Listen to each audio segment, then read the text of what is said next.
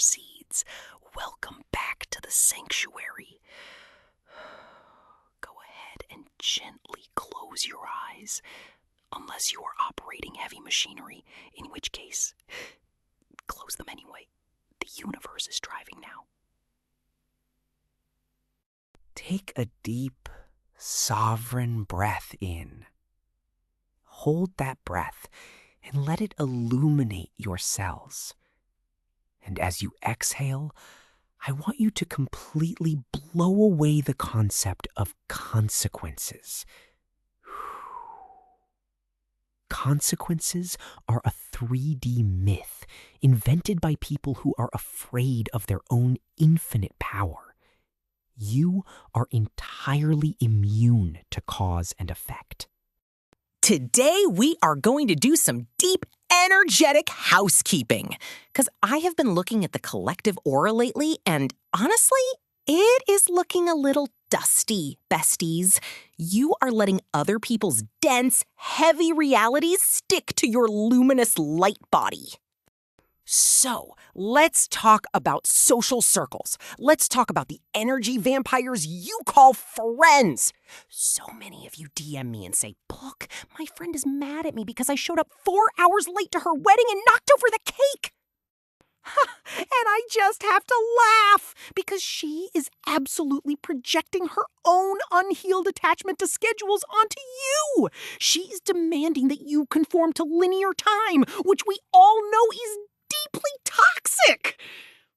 You didn't ruin her wedding. You spontaneously introduced an element of chaos to test the structural integrity of her marriage. You were a karmic gift. If a friend ever comes to you and asks for an apology, I want you to pause, look deeply into their eyes, and realize that apologizing implies a linear sequence of events where you did something wrong in the past. But the past doesn't exist.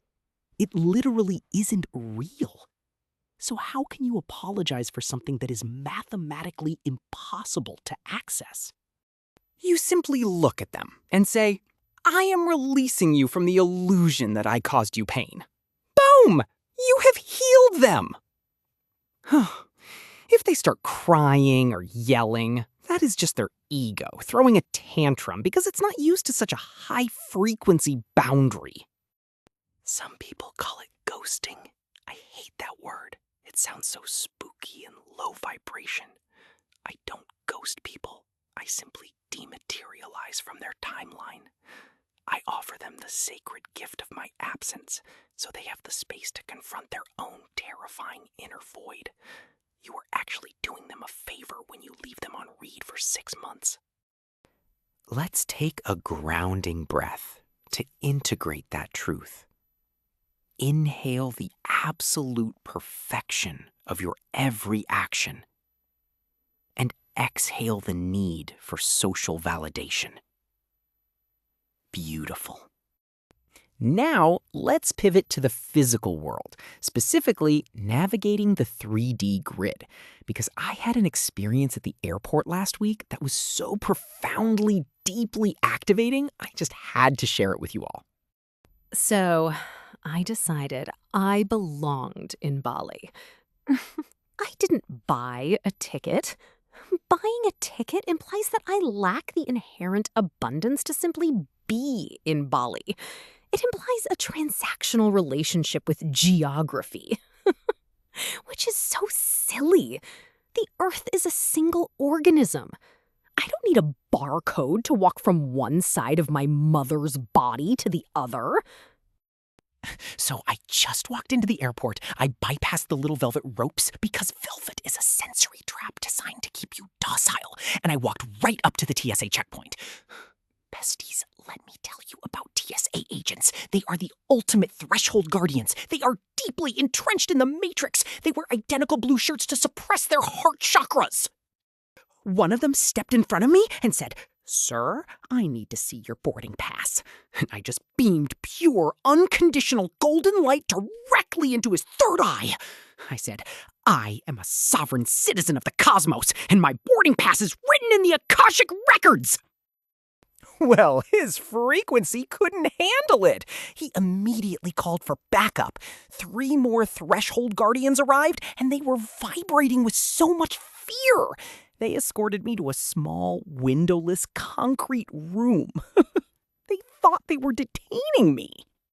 But you see, you can't detain a light being.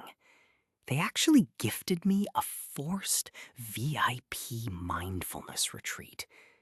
I sat in that concrete room for 6 hours, doing breath work, completely ignoring their questions about my identification. Identification is just a state-sponsored ego trap. I don't have a name. I am simply a localized expression of the divine. Eventually, they had to let me go because my energy was disrupting their walkie-talkies. I didn't make it to Bali physically, but astrally, I spent 3 weeks there. I literally have a spiritual tan. The lesson here is that resistance is just the universe's way of asking if you are really serious about your delusion. When the police show up, when the debt collectors call, when your family stages an intervention, that is just the applause of the 3D world breaking down around you. Take a bow.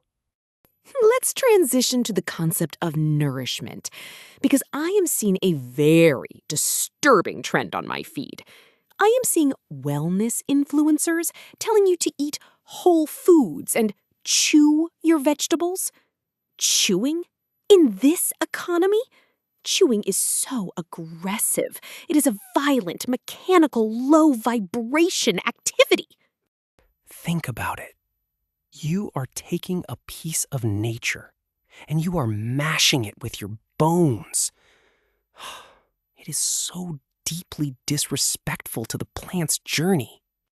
We are evolving past digestion, besties. We are entering the era of energetic osmosis. If I want the nutritional profile of an avocado, I don't slice it open and eat it. I simply hold the avocado against my forehead. I press it right against my pineal gland, and I download the healthy fats. I sit there for 45 minutes absorbing the potassium telepathically. And then I put the avocado back in the fridge so it can continue its life purpose. My grocery bill is literally $0 because I just reuse the same produce for months. Yes, it gets moldy, but mold is just the universe wearing a fuzzy coat. It's penicillin, baby. If you feel hungry, that is just your stomach misinterpreting a psychic download. Your stomach growls, and you think, I need a sandwich. No, your stomach is acting as an antenna, trying to tune into the frequency of Sirius B. Next time you feel a hunger pang, don't go to the pantry. Go to the mirror and chant your own name until you pass out. That is where the real nourishment is. Now, a lot of you have been asking about technology. Puck, how do you handle the 5G towers? How do you deal with screen time? I don't. I literally don't. I unplugged my Wi-Fi router 3 months ago because it was actively arguing with my crystal grid. Your appliances are alive, and most of them are deeply depressed. Your microwave, it is a frequency scrambler. Every time you heat up a burrito, you are microwaving your own aura. Shh. If you want warm food, you need to swaddle your food in a blanket and speak words of affirmation to it until it reaches room temperature. It takes 6 hours, but the vibrational payoff is astronomical. And your phone? Throw it in a river. The river will cleanse the algorithms. But Puck, how will I listen to your podcast? Bestie, if you are truly aligned with my teachings, you will hear my voice in your head whether you have a phone or not. I am broadcasting directly to your dental fillings. Let's prepare to close the portal for today. I want you to feel the lightness in your body, the incredible incredible floaty sensation that comes from completely detaching from reality, responsibility, and the laws of physics. And if you want to accelerate your journey into total, unapologetic detachment, I have a very special announcement.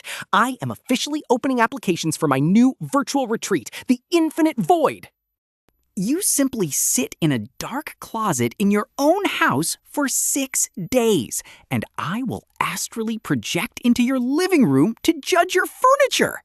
The energy exchange for this retreat is $22,000. And I do not accept payment plans. Payment plans imply that the future exists, and we have already established that it does not. You must manifest the $22,000 in a single breathless moment of pure panic. Take out a loan, rob a bank energetically. I don't care how you do it. Just match my frequency. The link to apply is nowhere. If you are meant to attend, the application form will spontaneously appear on your bathroom mirror in condensation. I love you all so much. Stay untethered, stay entirely unreasonable, and remember, gravity is just a suggestion. Namaste.